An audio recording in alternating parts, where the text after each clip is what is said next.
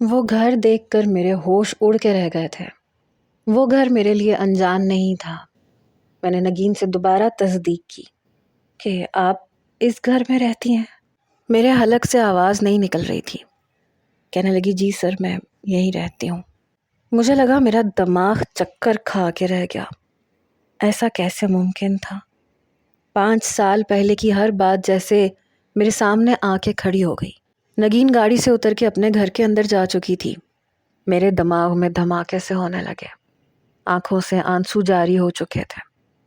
نگین، نہیں نہیں، ایسا نہیں ہو سکتا، ایسا نہیں ہو سکتا۔ میرا دل بے ساختگی سے دھڑکا تھا۔ لگ رہا تھا کہ پھر سے وہی اذیت مجھ پہ مسلط ہو چکی ہے۔ میں جیسے گھر پہنچا یہ میں ہی جانتا تھا۔ نہ تو مجھے بارش کی پرواہ تھی، نہ گہما گہمی کی فکر۔ لگ رہا تھا کہ میرا دماغ غائب ہو چکا ہے، میں یہاں موجود ہی نہیں ہوں۔ گھر پہنچتے ہی میں اپنے کمرے میں جا کے دروازہ بند کر چکا تھا۔ دروازے کے ساتھ لگ کے میں وہیں بیٹھ گیا، پھوٹ پھوٹ کے رونے لگا۔ سائم، سائم مجھے بچا لو۔ میں سسکیوں اور ہچکیوں سے رو رہا تھا، مکے زمین پہ مار رہا تھا۔ لوگ کہتے ہیں مرد مجبور نہیں ہوتا، بے بس نہیں ہوتا، لیکن ہوتا ہے۔ مرد جب مجبور اور بے بس ہوتا ہے تو کہیں کا نہیں رہتا۔ میں بھی کہیں کا نہیں رہا تھا۔ کئی گھنٹے میں روتا رہا۔ باہر برستی بارش کو دیکھ کر وہ رات یاد آ رہی تھی جس نے میری زندگی کو یکسر بدل کے رکھ دیا تھا۔ بڑی مشکل سے میں نے اپنے آپ کو نارمل کرنے کی کوشش کی۔ واش روم گیا، منہ ہاتھ دھویا۔ شاید میرا گناہ بہت بڑا تھا، اتنا بڑا کہ اس کی معافی نہیں تھی۔ تبھی بار بار میرے سامنے میرا ماضی آ کے کھڑا ہو جاتا تھا۔ اگلے روز جب میں آفس گیا تو نگین نہیں آئی تھی۔ یہ دیکھ کے مجھے حیرت ہوئی۔ میں نے مینیجر سے پوچھا کہ مس نگین کیوں نہیں آئی؟ وہ کہنے لگا پتہ نہیں، ہم نے فون کیا ہے، فون نہیں اٹھا رہی ہیں وہ۔ میں نے کہا ان کے ڈاکیومنٹس مجھے دوبارہ دو۔ مینیجر نے اس کے ڈاکیومنٹس میرے سامنے رکھ دیے۔ اس کا نام میں نے پہلی بار پورا پڑھا تھا، نگین جبران۔ میرا نام ہے فرحین جبران۔ گوری رنگت کی وہ منموہنی سے روپ والی فرحین میری آنکھوں کے سامنے مسکراتی ہوئی آئی۔ سائم، آئی لو یو۔ میں نے جلدی سے اپنی آنکھیں کھولی۔ میری بے چینی بڑھنے لگی۔ میرے ٹپ ٹپ آنسو اس کے ڈاکیومنٹ پہ گر رہے تھے۔ میں نے جلدی سے اس کے ڈاکیومنٹ کی فائل بند کی۔ مینیجر سے کہا کہ مجھے نگین کا نمبر دو۔ مینیجر نے نمبر دیا۔ میں نے کئی کالز کی لیکن اس نے فون نہیں اٹھایا۔ بس ایک میسج آیا کہ میں یہ جاب برقرار نہیں رکھ سکتی، میں کل اپنا ریزگنیشن لیٹر بھیج دوں گی۔ یہ پڑھ کے میں حیران ہوا تھا کہ نوکری کیوں چھوڑ رہی ہے۔ میں نے تو اسے ایسا کچھ نہیں کہا تھا کہ وہ نوکری چھوڑ کے چلی جاتی۔ میں نے اسے میسج کیا، نگین پلیز آپ کل آفس آئیں۔ ایسی کیا بات ہو گئی ہے کہ آپ نے نوکری چھوڑنے کا فیصلہ کیا؟ پلیز میرا فون اٹھائیں۔ لیکن اس نے کوئی جواب نہیں دیا۔ شاید وہ کوئی اور لڑکی ہوتی تو مجھے پرواہ تک نہ ہوتی، لیکن وہ میرے لیے عام لڑکی نہیں رہی تھی۔ 2 دن میں اس کا انتظار کرتا رہا، وہ نہیں آئی۔ ہاں، اس کا ریزگنیشن لیٹر آ چکا تھا۔ میں نے وہ پیپر پکڑا اور اسے مڑوڑ کے باسکٹ میں پھینک دیا۔ میرے والد کہنے لگے کہ اس لڑکی نے اچانک جاب کیوں چھوڑ دی اور اپنے مہینے کی تنخواہ بھی نہیں لی۔ میں نے کوئی جواب نہیں دیا۔ اس کا گھر بھی میں دیکھ چکا تھا۔ آفس کا ٹائم ختم ہونے کے بعد میں اس کے گھر چلا گیا۔ افطاری کا وقت ہو چکا تھا۔ اذان میں شاید 5 یا 7 منٹ باقی تھے۔ میں نے دروازے پہ دستک دی۔ کون ہے؟ نگین کی آواز تھی۔ میں نے کہا جی میں سائم۔ کہنے لگی سر آپ؟ اس نے ذرا سا دروازہ کھولا، بس اتنا کہ مجھ سے بات کر سکے۔ میں نے صرف اس کا ہاتھ دیکھا تھا۔ کہنے لگی آپ یہاں کیوں آئے ہیں؟ میں تو آپ کی جاب چھوڑ چکی ہوں۔ میں نے کہا میں اندر آ کے آپ سے بات کر سکتا ہوں؟ کہنے لگی جی نہیں، میں گھر پہ اکیلی رہتی ہوں اور میں پہلے ہی محلے میں بہت بدنام ہو چکی ہوں۔ میرا پردہ بھی میرے کام نہیں آ رہا، وہ بھی مجھے بدنامی سے نہیں بچا سکتا۔ آپ براہ کرم یہاں سے چلے جائیے۔ اگر محلے والوں نے آپ کو میرے گھر کے دروازے پہ دیکھ لیا تو میرا جینا دوبھر کر دیں گے۔ مجھے صرف اس چھت کا آسرا ہے سائم صاحب، اگر محلے سے نکال دیا گیا تو یہ آسرا بھی ختم ہو جائے گا۔ خدا کے لیے جائیں اور دوبارہ کبھی مت آئیے گا۔ میں نے کہا آپ سے کہیں باہر ملاقات ہو سکتی ہے؟ کہنے لگی نہیں ہو سکتی، کہیں نہیں ہو سکتی، اور آپ مجھ سے کیوں ملاقات کرنا چاہتے ہیں؟ میں نے کہا آپ نے تنخواہ بھی نہیں لی۔ کہنے لگی رہنے دیں، کسی ضرورت مند کو دے دیجیے گا، جائیں یہاں سے۔ آس پاس کے گھروں کی کھڑکیاں کھلنی شروع ہو چکی ہوں گی اور سب کی نظریں یہی ہوں گی۔ میرے گھر کو کوئی عزت کی نظر سے نہیں دیکھتا، یہ نہ ہو کہ آپ بھی بدنام ہو جائیں۔ پتہ نہیں کیوں لیکن اس کی باتیں میرے اندر کی بے چینی کو بڑھا رہی تھیں۔ میں نے کہا کیوں؟ ایسا کیوں ہے؟ کہنے لگی میرے پاس آپ کے سوالوں کا جواب نہیں ہے، خدا کے لیے جائیے یہاں سے۔ یہ کہہ کے اس نے دروازہ بند کر دیا۔ میں واپس پلٹنے لگا تھا جب اس کی سسکیوں کی آواز سنائی دی۔ شاید دروازے کے ساتھ لگ کے وہ رو رہی تھی، اور پھر وہ سسکیوں کی آواز دور ہوتی چلی گئی، لیکن میرے دل و دماغ میں مزید حشر برپا کر گئی۔ یہ سسکیوں کی آواز میرے لیے نئی نہیں تھی۔ جیسے ہی میں اپنی گاڑی کے پاس آیا، 2 بڑی عمر کے افراد میرے پاس آ گئے، ماتھے پہ بل ڈالے ہوئے تھے۔ کون ہو تم میاں، اور اس لڑکی کو کیسے جانتے ہو؟ میں نے کہا آپ سوال کرنے والے کون ہوتے ہیں؟ ان میں سے ایک کہنے لگا شکل سے تو شریف انسان لگتے ہو، چہرے پہ داڑھی ہے، ماتھے پہ سجدے کا نشان ہے گہرا، شرم نہیں آتی ایسی آوارہ لڑکی کے گھر آتے ہوئے؟ اس شخص کی بات پہ مجھے غصہ آیا تھا۔ میں نے کہا آپ کو شرم نہیں آتی ایک با پردہ اور شریف لڑکی پہ اتنا گھٹیا الزام لگاتے ہوئے؟ دوسرا شخص استہزائیہ مسکرایا۔ شریف اور یہ لڑکی؟ ارے یہ گھر شریف لوگوں کا نہیں ہے، ہم تو کب سے کوشش کر رہے ہیں کہ یہ یہاں سے نکل جائے، اور ہم اسے یہاں سے نکال کے ہی دم لیں گے۔ میں نے کہا آپ لوگوں کو شرم نہیں آتی ایک بے بس اور مجبور لڑکی کو بے آسرا کرتے ہوئے؟ کیا بگاڑا ہے اس لڑکی نے آپ کا؟ جو بات ان لوگوں نے مجھے بتائی، میرا جی چاہا کہ زمین پھٹے اور میں اس میں سما جاؤں۔ پتہ نہیں کیوں میں وہاں رک نہیں سکا، میرا تنفس بگڑنے لگا تھا۔ میں اپنی گاڑی میں بیٹھا اور رف ڈرائیو کرتے ہوئے گھر آ گیا۔ جیسے ہی لاؤنج کے اندر داخل ہوا، میری والدہ میری بدحواسی دیکھ چکی تھی، کیونکہ آج میں اپنی کیفیت کو چھپا نہیں پا رہا تھا۔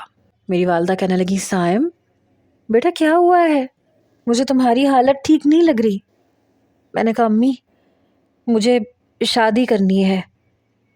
یہ سن کے میری والدہ کہنے لگی اچھا، اچانک سے شادی کا خیال کیسے آ گیا بیٹا؟ مجھے بتاؤ کیا ہوا ہے؟ میں نے کہا میں اس لڑکی سے شادی کرنا چاہتا ہوں۔ آپ کل آپ اس کے گھر جائیں امی، آپ اسے راضی کریں، آپ سمجھیں کہ وہ لڑکی میری زندگی ہے۔ میری والدہ مجھے حیرت سے دیکھ رہی تھی، کہنے لگی کیا تم کسی سے محبت کرتے تھے بیٹا؟ پہلے تو کبھی نہیں بتایا۔ میں نے کہا بتا دیا نا آپ کو، بس آپ اس کا رشتہ لے کے ہی آئیے گا۔ میری والدہ مسکرانے لگی، کہنے لگی یہ تو بہت خوشی کی بات ہے، لیکن بیٹا تمہاری بدحواسی تو مجھے ڈرا کے رکھ گئی تھی۔ میں اپنے کمرے میں آ گیا۔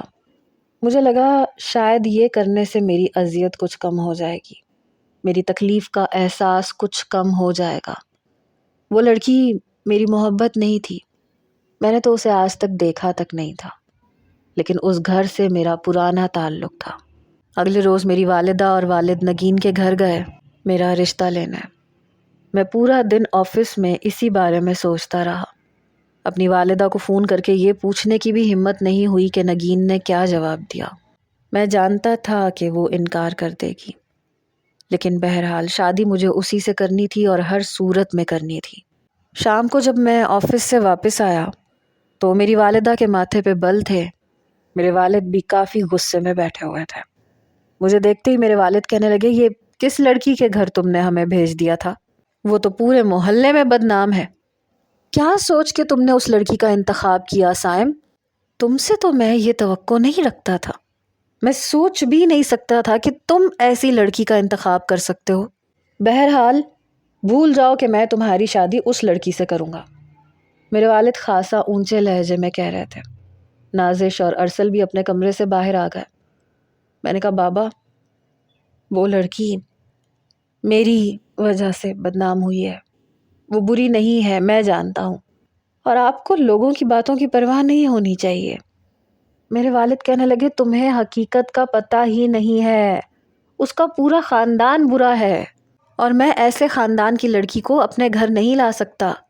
تمہارے لیے تو میں نے بہت کچھ سوچ کے رکھا تھا، تمہاری والدہ نے کتنی با پردہ اور نیک سیرت لڑکیوں کی تصاویر تمہیں دکھائیں، جن کے اونچے خاندان کو میں اچھے طریقے سے جانتا ہوں، ان کی شرافت کی گواہی دنیا دیتی ہے، اور تم کہتے ہو کہ سارے زمانے کی بدنام لڑکی کے ساتھ میں تمہاری شادی کر دوں۔ مجھے پتا ہوتا کہ اس لڑکی کا ماضی کیا ہے تو میں کبھی اسے آفس میں نہ رکھتا۔ مجھے لگتا ہے اس لڑکی نے آفس میں تمہارے ساتھ کام کرنے کے دوران تمہیں اپنی محبت کے جال میں پھنسایا ہے۔ میں تو اس کے پردے کو دیکھ کے متاثر ہو گیا تھا، کیونکہ تمہیں بے باک اور ماڈرن لباس والی لڑکیاں پسند نہیں، لیکن میں نہیں جانتا تھا کہ پردے میں رہ کے وہ لڑکی تمہارا دماغ خراب کر دے گی۔ میرے والد کافی سخت لہجے میں کہہ رہے تھے۔ میں نے کہا بابا، خدا کے لیے اس لڑکی پہ کوئی بھی گھٹیا الزام مت لگائیے گا۔ میں شادی کروں گا تو نگین سے کروں گا، اور ہر صورت میں کروں گا، اور خبردار جو کسی نے اسے بد کردار یا کچھ بھی کہا، وہ بہت اچھی لڑکی ہے، وہ نیک ہے، اور میں فیصلہ کر چکا ہوں۔ اگر آپ نہیں جائیں گے تو میں جاؤں گا، اور میں اسے ہر صورت راضی کروں گا، اور میں اس سے نکاح بھی کروں گا۔ مجھے ویسے بھی دھوم دھام سے شادی نہیں کرنی، اور نکاح مجھے چند دنوں کے اندر اندر کرنا ہے۔ میرے والد کہنے لگے تم ایسے تو کبھی نہیں تھے۔ وہ میرے سامنے آ کے کھڑے ہو گئے۔ شاید انہیں یقین نہیں آ رہا تھا، کیونکہ میں نے آج تک ضد کبھی نہیں کی تھی۔ ارسل کہنے لگا بھائی، آپ کو کیا ہو گیا ہے؟ اگر بابا کہہ رہے ہیں تو یقیناً وہ لڑکی اچھی نہیں ہوگی، اور محلے والے جتنا اس قسم کی لڑکیوں کو جانتے ہیں اور کوئی نہیں جانتا۔ اتنے اچھے اچھے اور شریف خاندان کے لوگ آپ سے رشتہ داری کرنا چاہتے ہیں، اپنی نیک سیرت بیٹیوں کے لیے آپ سے رشتے کے خواہاں ہیں، آپ کیوں اسی لڑکی سے ضد لگائے ہوئے ہیں؟ میں نے کہا میں اپنا آخری فیصلہ سنا چکا ہوں بابا، آپ ہاں کریں یا نہ کریں، شادی میں اسی سے کروں گا۔ میری والدہ کہنے لگی وہ لڑکی نہیں مانے گی۔ ایک تو اس کے محلے والوں نے جو کچھ ہمیں بتایا ہے، ہم بدنامی مول نہیں لے سکتے، اور دوسرا اس لڑکی نے بھی انکار کر دیا ہے۔ کہنے لگی کہ آپ سے کس نے کہا ہے کہ مجھے آپ کے بیٹے سے شادی کرنی ہے؟ مجھے نہ تو ان سے شادی کرنی ہے اور نہ مجھے وہ پسند ہے۔ خدا کے لیے میری جان چھوڑ دے، میری زندگی کو مزید مشکل میں مت ڈالیں۔ میری والدہ مجھے کہنے لگی کہ نہ وہ لڑکی چاہتی ہے نہ ہم چاہتے ہیں، تم کیوں خواہ کی ضد کر رہے ہو؟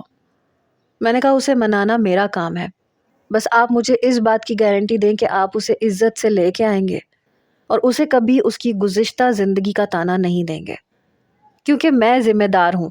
آج وہ جس مقام پہ بھی کھڑی ہے میری وجہ سے کھڑی ہے۔ میرے والد کہنے لگے بس کر دو، خواہ ہر بات کا الزام تم اپنے اوپر نہ لو، تمہیں سچ پتہ ہی نہیں ہے۔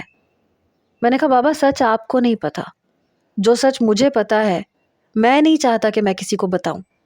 آپ یہ سمجھ لیں کہ اگر آپ مجھے زندہ دیکھنا چاہتے ہیں تو آپ اس لڑکی کو کبھی تانا تشنا نہیں دیں گے، آپ اسے کچھ نہیں کہیں گے۔ میری والدہ کہنے لگی ٹھیک ہے، ہمیں تمہاری بات منظور ہے، تم اس لڑکی کو راضی کر لو، ہم بس چند لوگوں میں اسے نکاح کر کے لے آئیں گے۔ میرے والد میری والدہ کو کہنے لگے تمہارا تو دماغ خراب ہو گیا ہے، تم کیوں اس کی غلط بات پہ حامی بھر رہی ہو؟ میری والدہ کہنے لگی مجھے اپنا بیٹا زندہ سلامت چاہیے، اگر اس کی زندگی وہ لڑکی ہے تو ٹھیک ہے، خدا کے لیے آپ بھی ضد مت کریں۔ میرے والد غصے میں کمرے میں جا چکے تھے، نازش اور ارسل بھی اپنے اپنے کمرے میں چلے گئے۔ میری والدہ کہنے لگیں بیٹا میں تمہارے ساتھ ہوں، کہو گے تو میں پھر تمہارے ساتھ چلی جاؤں گی اسے منانے کے لیے۔ میں نے کہا کل جائیں گے امی ہم۔ میری والدہ میرے ساتھ گئی تھی، لیکن اس نے اتنا ہی دروازہ کھولا جس سے بات ہو سکے، اپنے گھر کے اندر نہیں بلایا۔ کہنے لگی آپ کیوں میرے پیچھے پڑ گئے ہیں؟ دیکھیے مسٹر سائم، میری زندگی پہلے ہی بہت مشکلوں میں پڑ چکی ہے، اسے مزید اذیت میں مت بنائیں اور جائیں یہاں سے۔ میں نے کہا میں آپ کی زندگی سے ہر اذیت دور کرنا چاہتا ہوں، اسی لیے آ رہا ہوں، میں آپ سے نکاح کرنا چاہتا ہوں۔ کہنے لگی یہی بات تو مجھے سمجھ میں نہیں آ رہی، آپ مجھ سے نکاح کیوں کرنا چاہتے ہیں؟ معاشرے میں آپ کی ایک عزت ہے، ایک مقام ہے، آپ کیوں ایک ایسی لڑکی سے نکاح کرنا چاہتے ہیں جو بدنام ہو چکی ہے؟ آپ کیوں مجھے عزت دینا چاہتے ہیں؟ میں نے کہا کیونکہ آپ عزت کے قابل ہیں، خدا کے لیے انکار مت کیجیے گا، کیونکہ میں انکار سننے آیا ہی نہیں ہوں۔ آپ آج انکار کریں گی، میں کل پھر آؤں گا، آپ کل انکار کریں گی، میں پھر آؤں گا، اور میں تب تک آتا رہوں گا جب تک آپ کا انکار اقرار میں نہ بدل جائے۔ وہ کہنے لگی آپ اپنے لیے مشکلات اکٹھی کر رہے ہیں، آپ شاید جذباتی فیصلہ کر رہے ہیں۔ میں اسے کیسے بتاتا کہ یہ جذباتی فیصلہ نہیں ہے، جذبات کی عمر میری ختم ہو چکی ہے۔ میں نے کہا آپ بس یہ بتا دیں کہ میں کل نکاح خواہ کو لے کے آؤں یا پرسوں، اس سے زیادہ وقت میں نہیں دینا چاہتا۔ میری بات سن کر وہ چپ رہی، ابھی بھی دروازے کی آڑ میں تھی۔ کہنے لگی آپ پہلے ساری سچائی سن لیں تاکہ آپ کو کل کو افسوس نہ ہو۔ مجھے یقین ہے کہ جب آپ میری ساری سچائی سن لیں گے تو اپنا فیصلہ بدل لیں گے۔ میں نے کہا مجھے کچھ نہیں سننا، آپ کے محلے والوں سے سب کچھ سن چکا ہوں، آپ بس یہ بتائیں کہ نکاح خواہ کو کب لے کے آؤں۔ جب اس نے دیکھا کہ میں اپنی بات پہ اٹل ہوں تو کہنے لگی جب آپ کا دل چاہے، لیکن آپ کل کو مجھ سے شکایت مت کیجیے گا، میں آپ کو کچھ بھی نہیں دے سکتی سوائے بدنامی کے۔ بہرحال میں نے کہا کہ کل کا دن جمعہ ہے اور جمعہ کا دن مبارک ہوتا ہے، اور پھر رمضان المبارک کا پہلا جمعہ ہے۔ جمعے سے اچھا دن مجھے نہیں لگتا کہ کوئی اور ہو سکتا ہے۔ میں افطاری کے بعد آ جاؤں گا اپنی والدہ اور اپنے والد کے ساتھ، آپ چاہیں تو اپنے لیے چند مہمان بلا لیجئے گا۔ میری بات پہ وہ کہنے لگی میرا کوئی نہیں ہے، میرے گھر میں کوئی نہیں آئے گا، آپ اپنے ساتھ چاہے جتنے چاہے گواہ لے آئے، میری طرف سے میرا گواہ میرا رب ہے اور کوئی نہیں۔ اس کی بات نے جیسے میرا دل کند چھری سے کاٹا تھا۔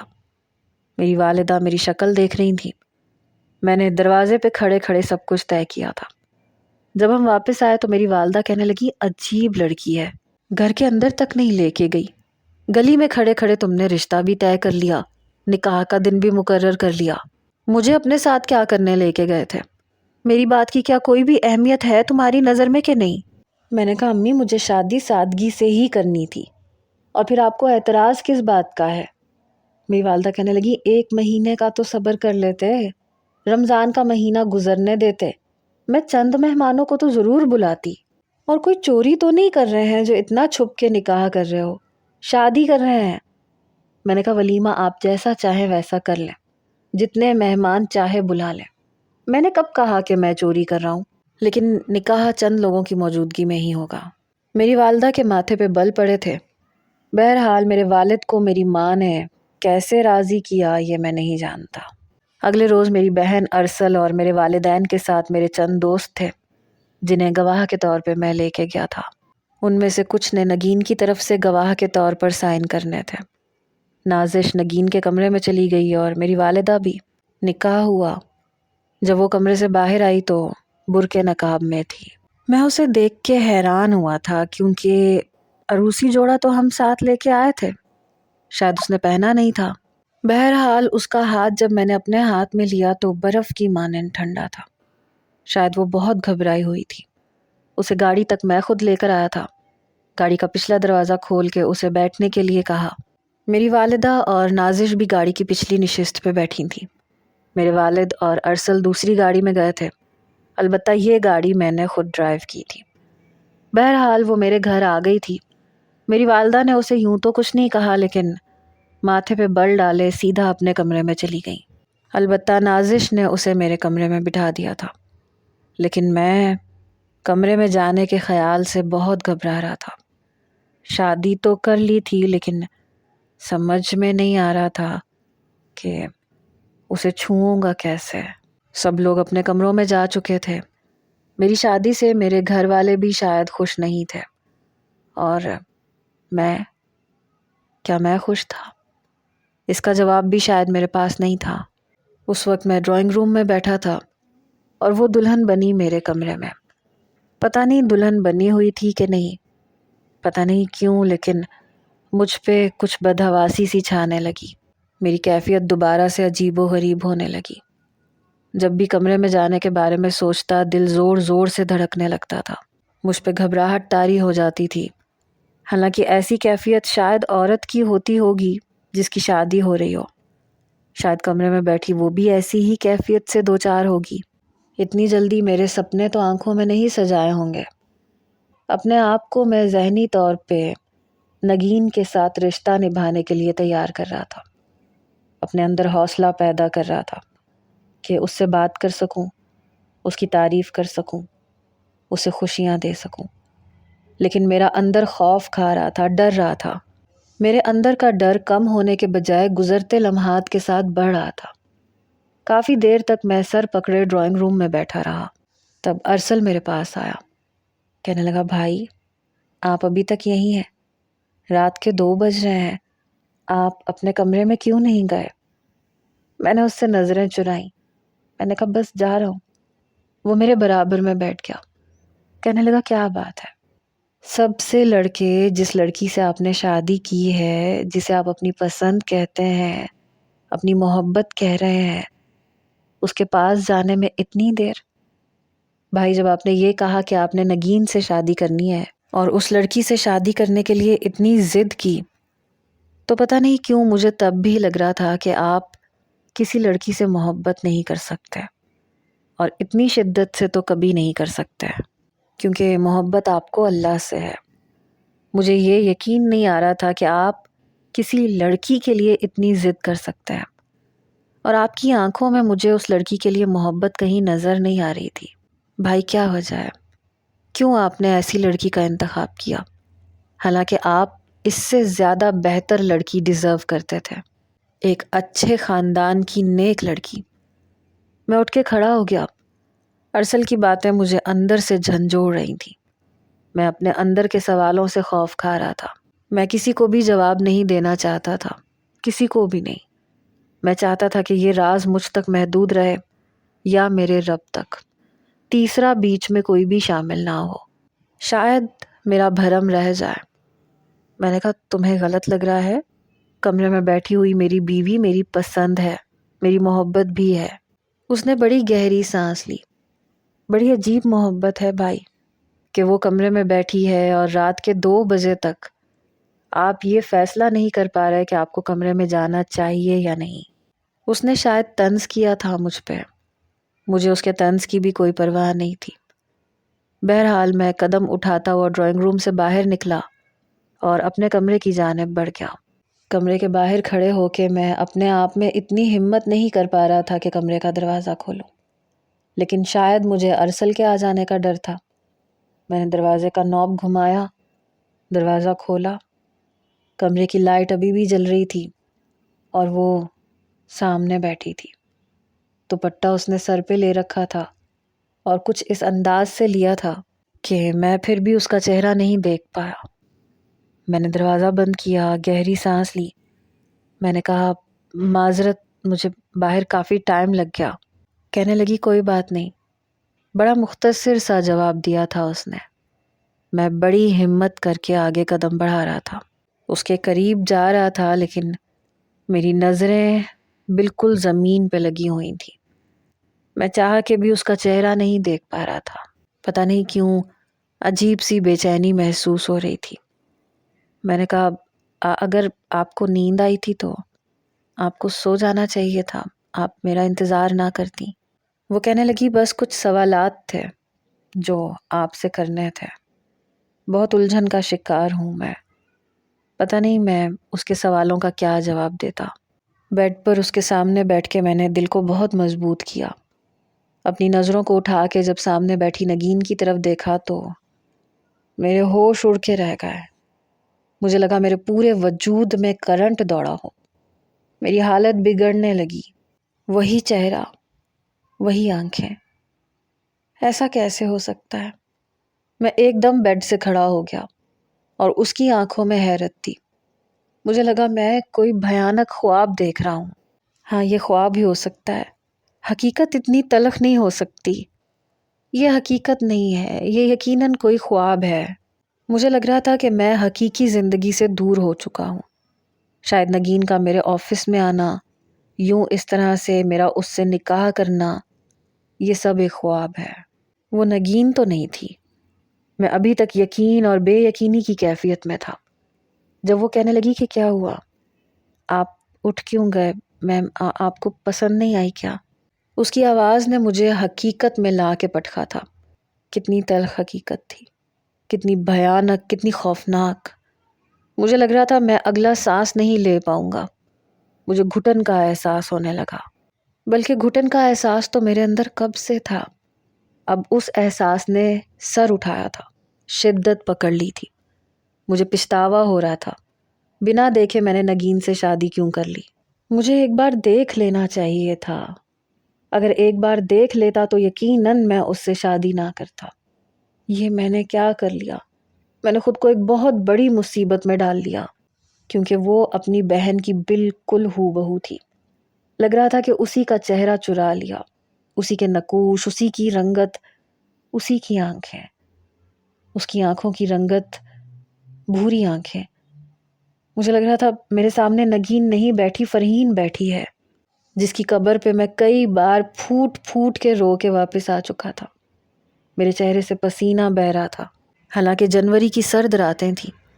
وہ میری طرف دیکھ رہی تھی اور میں اپنی کیفیت کو نارمل نہیں کر پا رہا تھا، حالانکہ میں چاہتا تھا کہ میں خود کو سنبھال لوں، اسے شک نہ ہونے دوں، لیکن پتہ نہیں مجھے کیا ہونے لگا۔ میں جلدی سے واش روم میں چلا گیا۔ اف، یہ مجھ سے کیا ہو گیا؟ تو کیا نگین فرحین کی جڑواں بہن تھی؟ مجھے یاد آنے لگا کہ اس نے مجھ سے ذکر تو بہت بار کیا تھا کہ اس کی ایک بہن ہے، لیکن یہ کہا تھا کہ اس سے چھوٹی ہے، پر یہ کبھی نہیں بتایا تھا کہ چند منٹ، کیونکہ جتنی مشابہت نگین کی فرحین سے تھی، ایک جڑواں بہن کی ہی ہو سکتی ہے۔ مجھے سمجھ نہیں آ رہا تھا کہ یہ سب کیا ہے، کیوں ہے۔ میں فرحین کی یادوں سے پیچھا چھڑوانا چاہتا تھا اور اسی کی شکل کی، اسی کی بہن سے نکاح کر بیٹھا، اور وہ بھی ضد کر کے۔ مجھے لگا کہ شاید یہ خدا کی کوئی مصلحت ہے کہ مجھے اپنی غلطی کا ازالہ کرنے کا موقع مل گیا، لیکن نہیں، یہ میرے لیے تجویز کردہ ایک سزا تھی۔ میں لمحہ لمحہ تڑپتا رہوں۔ ٹھنڈے پانی سے میں نے اپنی جلتی ہوئی آنکھوں پہ چھینٹے مارے۔ خود کو نارمل کرنا اس وقت میرے لیے ناممکنات میں سے تھا۔ میرا جی چاہا کہ زلزلہ آ جائے، ہر چیز ختم ہو جائے، کچھ بھی ایسا ہو جائے کہ مجھے واش روم سے باہر نہ جانا پڑے، اس لڑکی کا سامنا نہ کرنا پڑے۔ میں خوف کھاتا تھا فرحین کی بازگشت سے، اس کی چیخیں آج بھی میرا چین چرانے کے لیے کافی تھی۔ کیا یہ اذیت میرے لیے کم تھی کہ ہو بہو اسی کی شکل صورت میری بیوی کی حیثیت سے میرے کمرے میں بیٹھی تھی؟ کیسے چھپاؤں گا اسے، کیسے چھپاؤں گا اس سے کہ میں اس کی بہن کا قاتل ہوں؟ یہ مجھ سے کیا ہو گیا؟ یہ میں نے کیا کر دیا؟ میرا جی چاہ رہا تھا کہ میں اپنا سینہ پیٹوں۔ میں نے یہ کیا کر دیا؟ میں نے اپنے آپ کو بہت بڑی مصیبت میں ڈال دیا۔ میں اس لڑکی کے دکھ کم کرنا چاہتا تھا جو میری وجہ سے اس کی زندگی میں آئے تھے، لیکن میں یہ نہیں جانتا تھا کہ وہ فرحین کی ہم شکل ہوگی۔ بس اتنا ہی فرق تھا کہ 5 سال پہلے والی فرحین ایک 22 سالہ لڑکی تھی، اور 5 سال کے بعد وہ 27 سال کی ہو کے ایسی ہی لگتی جیسے کہ اس کی بہن نگین لگ رہی تھی۔ میں بہت بڑی مشکل میں پھنس چکا تھا۔ سمجھ میں نہیں آ رہا تھا کہ کیسے اس کے پاس جا کے بیٹھوں، اسے ہاتھ کیسے لگاؤں گا، جس کی بہن سے میں نے ٹوٹ کے محبت کی تھی۔ محبت تو چھوٹا لفظ ہے، میں نے تو اس کے ساتھ شاید عشق کیا تھا، اور اس عشق کا ادراک مجھے اس وقت ہوا جب وہ مر چکی تھی۔ کافی دیر میں اپنی جلتی آنکھوں پہ ٹھنڈے پانی کے چھینٹے مارتا رہا، اپنا چہرہ صاف کیا، پھر باہر آ گیا۔ وہ ابھی بھی حیرت کا مجسمہ بنی مجھے دیکھ رہی تھی۔ کہنے لگی، کیا بات ہے، مجھے آپ کی طبیعت ٹھیک نہیں لگ رہی۔ میں نے کہا، میم ابھی تمہارے سوالوں کے جواب نہیں دے سکتا، کیا تم یہ سوال مجھ سے بعد میں نہیں کر سکتی؟ میری طبیعت کچھ ٹھیک نہیں ہے، میرے سر میں درد ہے۔ کہنے لگی، ٹھیک ہے، میں چینج کر لوں؟ میں نے کہا، ہاں تم چینج کر سکتی ہو۔ وہ الماری میں سے اپنا آرام دہ لباس لے کے واش روم میں چلی گئی۔ میں ویسے بھی شلوار قمیض میں ملبوس تھا، سوتے وقت بھی میں شلوار قمیض میں ہی رہتا تھا۔ پتہ نہیں کیوں، لیکن آج اپنے ہی بیڈ پہ لیٹتے ہوئے میں بے حد گھبرا رہا تھا، کیونکہ آج مجھے اکیلے نہیں لیٹنا تھا۔ آج کسی لڑکی کا وجود میرے برابر میں ہونا تھا، جس کا میں قصوروار تھا اور وہ نہیں جانتی تھی۔ مجھے لگا تھا کہ فرحین کی بہن کے ساتھ میں زندگی گزار لوں گا، اسے محبت دوں گا، اسے عزت دوں گا، تو شاید کفارہ ہو جائے گا۔ لیکن شاید جو جرم میں نے کیا تھا اس کا کفارہ میرے لیے بہت مشکل تھا۔ کیسے ہاتھ لگا سکتا ہوں اس کی بہن کو جس کی بہن کے ساتھ میں نے